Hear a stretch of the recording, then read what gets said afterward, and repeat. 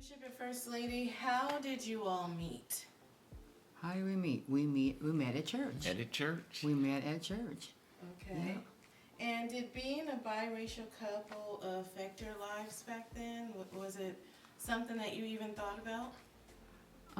It's something that I thought about, but I have to say, it wasn't a real bad experience. Of course, sometimes you do have some experiences, people looking at you like, what are you doing with him? Or for him, probably, what are you doing with her? Mm-hmm. But I never, had anybody really confront me, about it. Yeah, of course, you got looks and that type of thing. But, I wouldn't say it was, real bad. What would you say? I never really considered it. Yeah. Our love was so natural for each other until I was just always fine with it. Yeah, just never even really thought about it. Right. Who said I love you first? He did. I did. What was your first date? Remember the first date? Our first date, we went goonie golfing. Yeah, we sure did. And after that, we went to the Safari Hotel in Scottsdale to have dinner. A steak dinner on top of that. And then when we were doing goonie golf, he tried to be slick, and he called himself going to show me how to hold a golf club right. So he has to, get behind me and then put his hands around my waist and say, you hold the golf club like this. He had moves. Yes. Smooth. When did you realize, Bishop, that she was the one?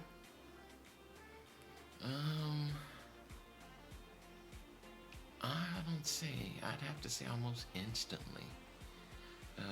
It didn't take us long to really fall deeply in love, and so the affection was just so natural between us until it wasn't long, I think, before we probably both knew. Mm-hmm. And when did you know, First Lady, that Bishop was the one? Like he said, I met him at church and, just observed him. Well, I'm sure, he observed me. And, of course, I thought he was fine. I thought he was real good looking. And then he played the saxophone. And so I used to watch him play the saxophone. I thought, wow, he is really good looking. But we just started talking, and he would walk me home after church and that kind of thing. And we just had regular talks about what we wanted in life and what we wanted to do and where we wanted to be at a certain time and how many children we wanted and that type of thing. And it just it was just real natural. It just it was like boom, boom, boom, boom. It was just really natural. So I can't tell you when I really realized that it just happened. No, First Lady, tell the story how you used to watch me out of your window. Oh, please. Please. Tell it, Mom. I'm not telling nothing. Please. No, we used to live across the street from the church, so, he would walk me home, and so, I'd go on in, and so a lot of times, he may, well, no, this was before you would walk me home. Right. Right. Before he walked me home, before we were even talking, he would always somehow park his car in front of our house. That was his parking space for church. He would park his car in front of our house. So, were you doing that on purpose, Bishop? No. No, I don't think he was. Were you? Oh, you were. It was something down in the inside, But then after church, I would immediately come home. And, he would stay, doing whatever. And I would come home. And so my bedroom was right there, right in the front where he would park his car in front of. So when church was out and I had been home maybe 10 or 15 minutes and I would hear cars leaving, I would peek out the window to see when he was leaving. And so I would, every now and then I would catch a glimpse of him going to his car and leaving. So. Now, First Lady, tell us what your play name was when you were growing up, when you were playing. My play name for my dolls, my mother had bought me this big walking doll, and I named her Sharon Newman. So that's the real story. That's a true story. I named my doll Sharon Newman. That's a true story because I always loved the name Sharon, and I liked the last name Newman.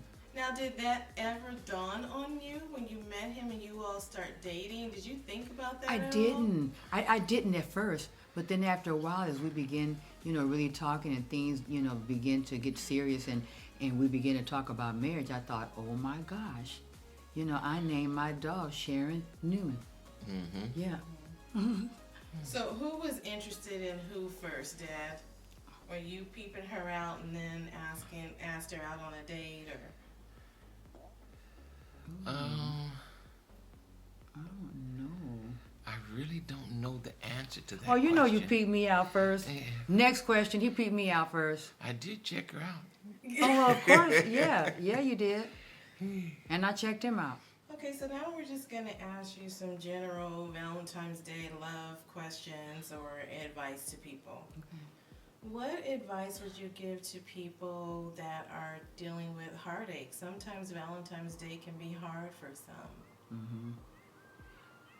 I know that the holiday is normally about romance, but I would say that it doesn't have to necessarily be about romance. You could celebrate it like in different ways, loving your family, loving your grandkids, loving your godchildren, or best friend. It doesn't always have to be a husband or wife or a boyfriend, girlfriend. It's just celebrating the love of parents. So that way you don't fall into I hate Valentine's Day because I don't have a man in my life or I don't have a woman in my life. Instead of that, focusing on the holiday being about love. And you make somebody's day. You show somebody's love. Give somebody an ice cream coupon or buy somebody some candy. Hey, you know what? Just want to tell you I love you. For not any special reason. I love you. And just do things like that, and that will help you feel good. And maybe you'll forget about not having a man, or a woman. I would say understanding your own self-value really will help you through those kind of occasions, because how you value yourself will determine how you learn to appreciate yourself all by yourself without a person in your life or That's anything. right. So learn just to value yourself. That's good. That's good. I came across a question I thought was interesting, and it said just in relationships and in particular love, that godly women and men attract godly women and men. I don't know if that's necessarily true, but how do you think we can be more like that to attract the right people to have a godly relationship? I'm gonna let him start. I guess I'm kind of stuck on the value thing. First, understanding and having your own set of values, and then meeting someone that has similar values to you will attract you to the right kind of people. When they say opposites attract, I'm not necessarily sold on that one, but two people that value themselves will learn how to value each other. That's true. And what do you think, Bishop, how do we develop, because I think, oftentimes in relationships, learning how to maturely love someone, how can we get to mature love? Does that come with age? If you're dealing with the boyfriend-girlfriend stage, I would say stay away from physical touch,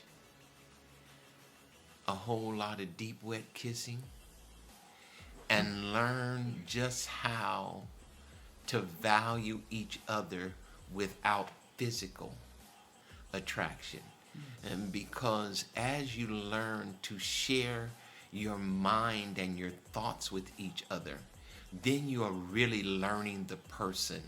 That's when you really know what you got, because the heat of passion makes your view obscure, because it clouds your vision. You are so physically attracted until after the physical aspect is over, then you realize what you got on your hands. And you might discover you really don't like what you got. And so that's why I said, keep the physical part at bay and learn just to talk and to share and to learn to appreciate each other's minds and values. And Nick, let me just backtrack, Nikki, to the question that you asked a little bit ago about attracting a godly man, a godly woman. I think the way that you do this, first of all, you know, my main focus is not to attract anybody because, like you said earlier, I know who I am and I know who I am in God, so I don't have to spend my time trying to attract you. But I will attract you possibly by my character, the way I carry myself, you know, the people that I hang around with, you know, where I go, what I do, will, you know, will attract, you know, that will attract godly men, godly women. But, you know, it should be my goal to act in a certain way to attract. Those kind of things should just be things that you just do as holy men and holy women of God. And, you know, when you do that and someone is looking for a wife or whatever, he'll be attracted to that kind of person that is a godly woman, a chaste woman, a wise woman, a loving woman, a caring woman, a respectful woman. You know, men see those characteristics because a man should be looking for you, you know, not vice versa. Because like you always say, Nicole, you're the catch, you know. And so I think, you know, the character, you know, that you live by good morals and the type of character that you have, and you display a godly character and you live, you know, with as a Christian woman, as a godly woman, you will attract a godly man. If you live with love, joy, peace, long suffering, meekness, if you do those kind of things, you will attract, you know, godly love. Now, First Lady, a lot of people are taking longer to get married. Mm-hmm. But what would you say, like, to that woman who has had a boyfriend for 5 years, some maybe 10 years? Mm-hmm. Should it take that long to get married? I don't know if it necessarily should take that long to get married, but I mean, you know, some people are in relationships like that and they don't want to get married. You know, others do, but there's others that are perfectly content in the kind of relationship that they're in, and they don't want to get married for some reason or the other. So many people and have seen, you know, relationships just go sour so quick, and a lot of people nowadays, I believe, are afraid of marriage. Some are afraid, and then some just don't want to make that commitment. You know, it's like, well, I don't want that commitment because all it is paper anyway. Well, not in Jesus. You know, in Jesus it's more than paper. You know. Yeah, and I'm just trying to, you know, understand, especially for our women to get married. I mean, God made it natural for us to want to touch each other and to love each other.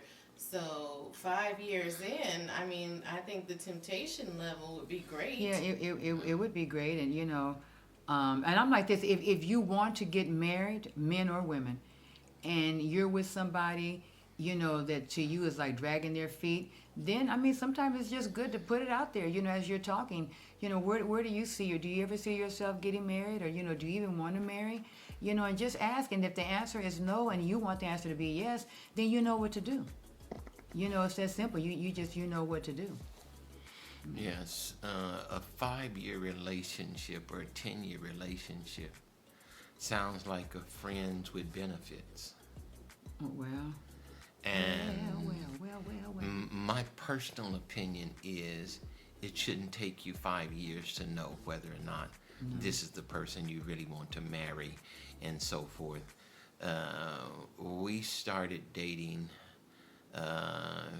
in February. And the following year, that February, I proposed to her. On Valentine's Day. And on Valentine's Day. And by June, we were married. And so, you know, the way that the world is going right now, there is so much sex going on until people don't feel the need to get married. Yeah. And so I'll just leave it at that. Yeah, and you know, I was thinking about, you said, you know, when we got married a few months afterwards, and you talked about love maturing.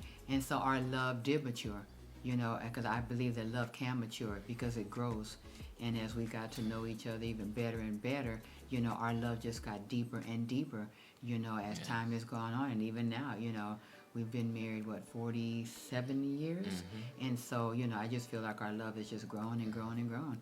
And it just gets deeper and deeper, you know, the more that you get to know each other and, you know, and just learn the little different irks and quirks, and you can still love past the irks and quirks.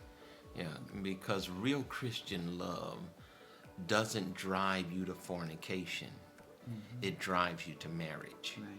Real Christian love will drive you. How important is being generous in a relationship, and let's say in particular the dating stage, without being taken advantage of? Well, if a man is not generous, it's an indication to me of something wrong inside.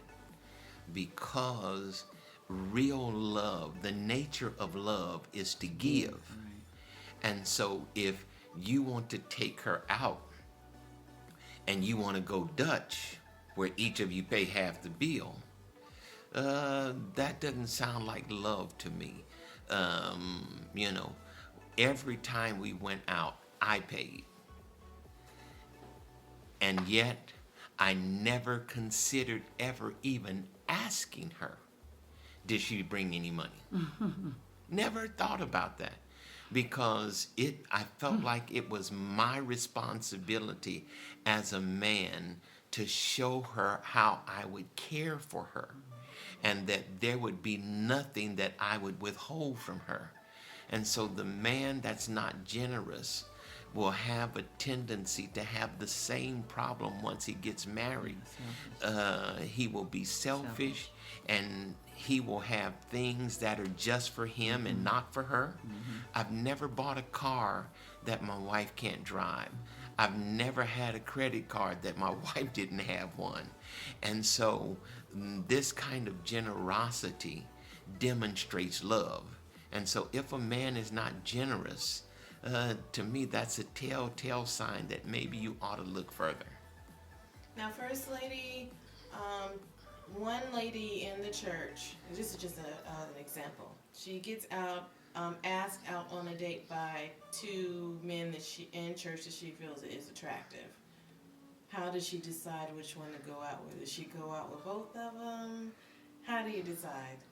I think she could go out with both of them, because she's kind of attracted to both of them, and she's not committed to anybody, and she's asked out, and I think it'd be okay to say yes to both of the dates, not at the same time, of course, but I think it would be okay, to see if what kind of things you may have in common. If you just were looking at him and thinking he was good looking, and then went out to eat with him, he's like, "Girl, how you doing?" Or somebody like that. It was like, or boyfriend want to park up at Burger King or something like that, So I think it'd be okay to date both. Yeah, because dating is really kind of like the interviewing stage. Right, it's not a commitment. Yeah, it's a chance to learn Right. kind of what the person is about. Like that Dutch thing. Oh, girl, I forgot to tell you we were going Dutch. Yeah. It's just things like that. You can find out a lot of things like that. Now, I know Yeah. you guys are from the old school, but women ask men on dates now, too. Oh, yeah, I know. What do you... Yes. What do you think about that? That's, like you said, we're from the old school, and so, where that wasn't done, I know it's a different day now. And, to each his own. Me, I wouldn't do it, but that's me. I wouldn't have done it, but maybe if I'd have grown up in this age, maybe I would. I don't know. I can't say, Yeah. but I don't have an issue with it. Well, with the temperament of today, and the way men think, I'm dealing with how a man thinks. For a woman to ask him out says to him in his mind, she's available. Oh, wow. Yeah. That's what he thinks. Yeah. She's available. Yeah. And so I would advise any sister against it. Yeah, I wouldn't advise him to do it, but I'm Yes. just saying to each his own. If that's what floats your boat, then, sail on, sis. So, Bishop, for men, you were saying how men think. Should there be deal breakers for men where they might break up with someone? Or is there certain deal breakers that a man is like, no, I'm not going to tolerate that? I mean, there are deal breakers on both sides. He may discover that she is too temperamental. I kind of investigated your mother. I went by her house early on Saturday, and it was to see if she was cleaning up. Wow. I had a coat that I lost the button on that I asked her to sew the button back on to see if she could sew. Disadvantage from living across the street from the church, And because I s- lived across the street from the church. and so there were different ways that you feel each other out, and once you see what you don't like in a person, you understand to move on. You may discover that in taking her out, um, maybe she has more of a little gold digging in her. You may discover that and those kind of things. And so, whatever standards that you have, if you find out that she doesn't match most of them, you understand to move on. Back to that generous thing, they start asking, oh, you know what? I have only half of my rent this month. Could you give me the other half? Red flag. Yes. Oh, you know what? I need my nails done. Do you think you could do it? Red flag. For men, when you Right. ask, could you be too generous, be taken advantage of? And what Yes. about for women too? Because Oh, yes. that's Oh, happening. oh, please. Yeah. First thing I want to know, do you have a job? That's the first thing I want to know. What do you do? Because there's a lot of women that take care, of men, and they do it real, happily too, because they don't think they can Yes. get anybody else. You don't have to put up with that, Yeah. But deal breaker for me is lying, and because don't even lie to me one time, because that's a deal breaker, to lie and to be unclean. Nobody wants a dirty man or a dirty woman. To be unclean, brush your teeth, comb your hair, take a shower. Okay, I'm gonna be nice, but don't come up to me talking about It's too late. how you doing with stank breath, So what do you think some of the warning signs that somebody is trying to trap you? Warning signs. Warning sign, like I said, was those things I was talking about, and then calling at all ungodly kind of hours. Don't come calling on 2 or 3 o'clock in the morning talking you having a problem over here. Can you come over here and fix this or fix that or whatever? And then you get there and they're not dressed properly, that type of thing. If it's not an emergency, don't call me about it. Because women and men alike will try to trap you, and Yeah. use little, sneaky little things to And- trap you. And today, with all these telephones every place, a person calling you every 10, 15 minutes, wanting to know where you are, and those kind of Right. things Blowing up your phone. is a sign that they're That's a trying red to trap flag. you. That's Yeah, a real that's red a flag. red flag. You can't be anywhere, maybe with your boys or with your family, and your phone is ringing off the hook. It's like, I told this girl I would call her later. It's like checking up on you, or it's like you pay attention to me first, and I'm going to call you and harass you until, you answer me. Those are red flags. And then, Right. of course, we know the number one entrapment, which I don't even have to go into.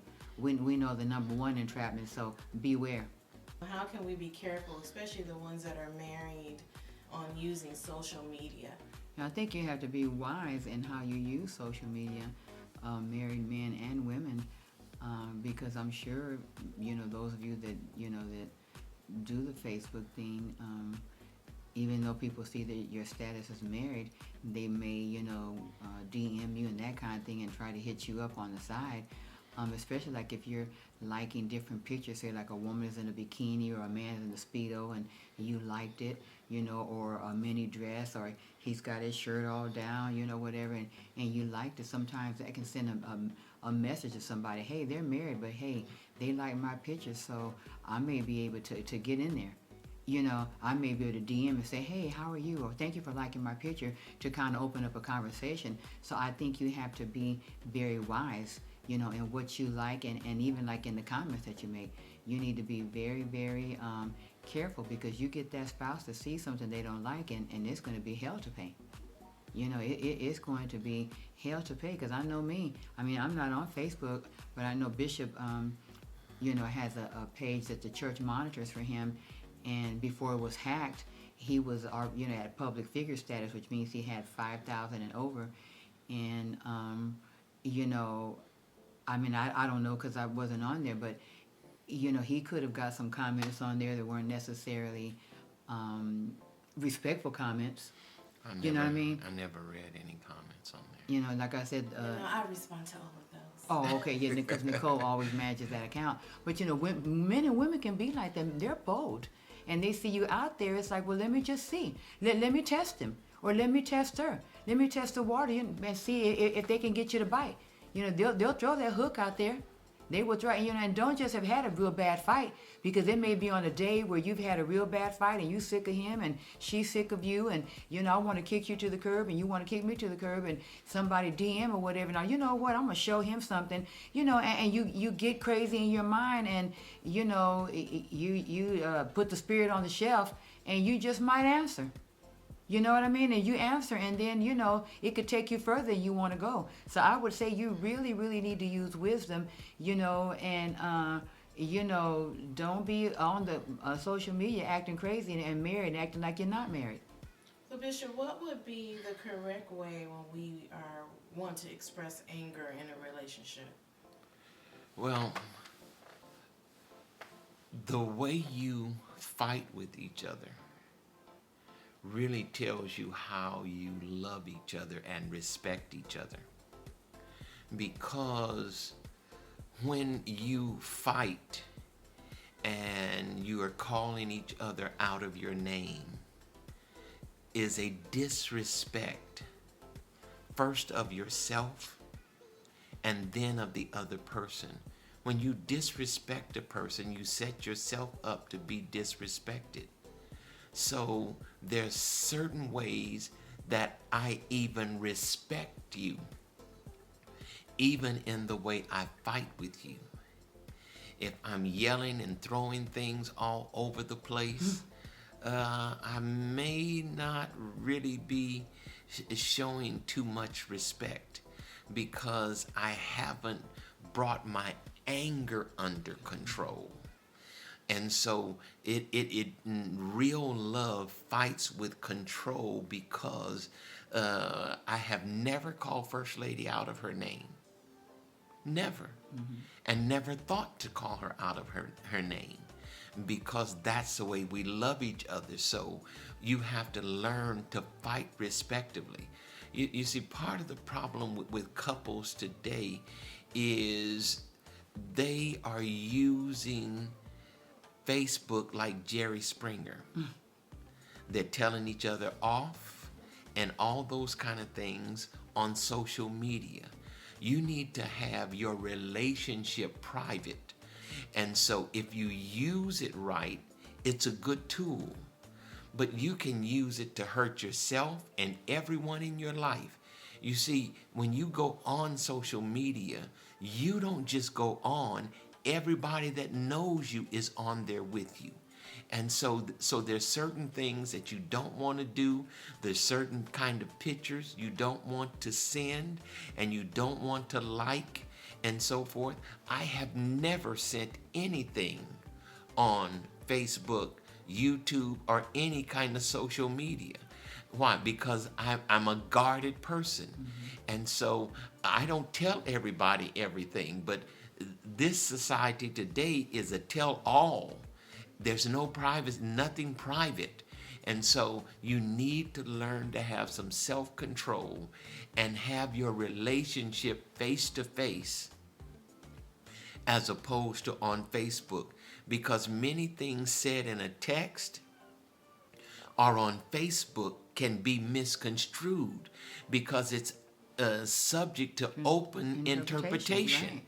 And so you meant it a certain way, but another person can go really left with what you said. And so if you say it, when I'm looking you eye to eye and you can see my heart and you can feel where I'm coming from, the chances of it being misinterpreted are very slim. And so I tell people, if you're going to fight with each other, learn how to be respectful. Don't go all off talking about each other's mama and your family this and all that. Honey, that's going out of bounds. Get your temper under control and bridle your tongue and get it under control before you say something that you can apologize for, but you can never take it back. Once it's in the atmosphere, it's out there. Can the church say amen? Now, First Lady, so speaking of, different situations, what if there's something where you go to your husband's job and you don't like maybe the co-worker that's giving him a nickname, or vice versa, where, a husband goes to a work dinner and kind of notices how friendly the man is with his wife. When you're kind of inclined to being a little jealous or whatever, how do you handle that with your spouse? With your spouse, I think that goes to trust. I think if you trust your spouse, you're not going to go all off on him. Of course, you're not going to be a fool either. You go to the event or whatever, and you see somebody really cozy with them or whatever. It's okay to just like, I got my eye on you, sister. I remember when we had first started the church, and we had been pastoring maybe a few months, and it was after church, and there was a young lady that really had a liking to Bishop, and I remember I was standing back in the back talking with a couple of the sisters, and mind you, we didn't have that many members, and next thing I know, she comes parading down the aisle with his briefcase. And I saw her, and I was already on to her. Women, we know. And so I was already on to girlfriend anyway. So when I saw her coming down with his briefcase, I just walked up to her. I didn't make a scene. I didn't get loud, anything. And I just walked up to her and I said, "Oh, thank you. This is my husband's briefcase. Thank you so much." And I just intercepted the briefcase or whatever, turned around, and kept right on walking. And she got the hint. And she knew, I see you. So there are ways that you can do it. I see you, girl. And there's ways that you can do it, and you don't have to get out of hand and get in a big fight over it. I have always taught that a man should treat other women like his wife is present. Mm-hmm, that's good. And if he does that, he will never say anything out of order or inappropriate to any. And a woman should treat other men like her husband is present, so that they never get the false impression that she's trying to come on to them or say something indecent to them. And so that's a good rule of thumb I would give to anybody. Treat other people like your wife or your spouse is present, and you'll always be okay. And and tell your husband or tell your wife, say, what, I want to talk where we can have a discussion, and I don't want it to be an argument, but I want you to watch so and so and so and so because she likes you. Or he can say, I want you to watch, Robert and John or whatever, because I can tell that they like you, so you just be careful around them.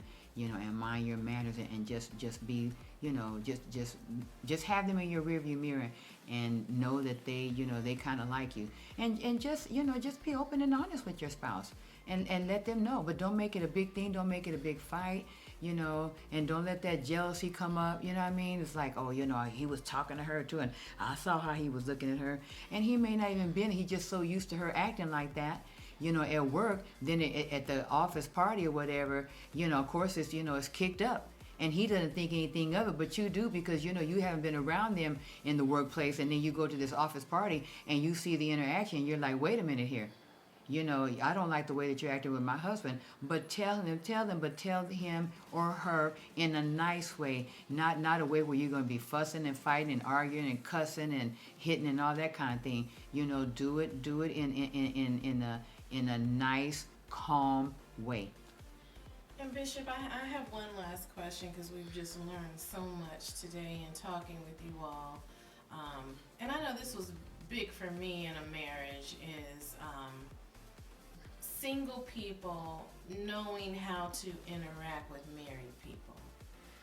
You have to learn that marriage is an institution. Right. That is to be honored and respected. Yes. And so you have to respect the fact that the person that you're talking to is already taken and is unavailable. Right. So they should be unwanted by you. And so you shouldn't be trying to present yourself in a way where they will want you. Right. And so, if you understand what it feels like, how you would be hurt if someone did it to you, then you know not to do it to them. I think respect is that key. Yes. Singles need to respect, like you said, the institution of marriage. Right. Respect it. Yes. Respect it. Don't come at me like that. Like, oh, how you doing, Pookie? Pookie, what? Right. You better Pookie yourself right out of here. Respect. Learn. Yes. There's a line there, and there's some lines you just shouldn't cross. Respect my husband. Respect my wife. There should be some honor between women and honor between men, that is just there and is protective. When we were growing up in church, we were always taught to address each other as sister and brother. We rarely had relationships that were really on a first name basis. Everybody was brother so-and-so or sister so-and-so. And I think that helped us to maintain a decorum between each other so that the respect levels were always there. I never thought about it like that. Right. But it did teach us a certain level of respect. It's all about, respecting and, put yourself in somebody else's shoes. Okay, so now I just have some fun questions for Okay. you all. Okay. And you got to answer at the same time. Oh, gosh. Okay. Okay, so it's would you rather Okay. sleep in or rise early? Sleep in. Read a book or watch TV? Watch TV. Watch TV. Ocean or lake? Ocean. Winter or summer? Winter. Ice cream or cake? Ice cream. Yes, ice cream will work. For you? Sunrises or sunsets? Oh, gosh. I love them Sunsets. both. And I'm going to say sunrise. Fork or spoon? Fork. 10 minutes late or 20 minutes early? 20 minutes early. Quiet or background noise? I kind of Probably. like, what would you say? I don't know.